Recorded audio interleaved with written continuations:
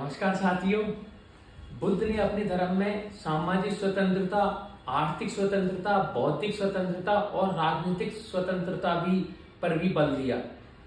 उन्होंने समानता का प्रसार आदमी आदमी नहीं बल्कि पुरुष और स्त्रियों के बीच में भी समानता का भाव होना चाहिए, उस पर भी बल दिया।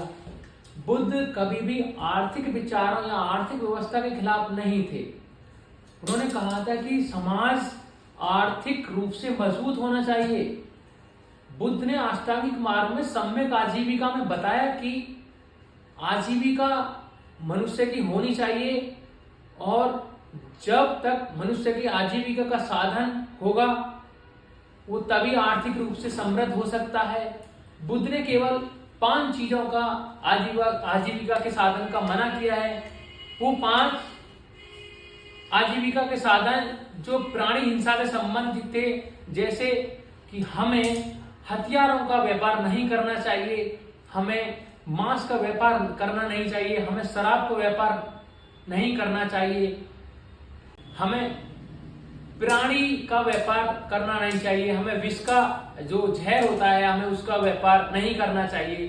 तो बुद्ध ने जो सम्यक आजीविका का जो सिद्धांत दिया है उस पर चल के मनुष्य आर्थिक रूप से समृद्ध हो सकता है। आपने देखा होगा जब बुद्ध थे तो वैशाली में विशाखा थी और श्रावस्ती में एक अनाथ पिंडक नाम के महासेठ थे जिन्होंने बुद्ध के लिए एक जैतवन विहार का महादान दिया था।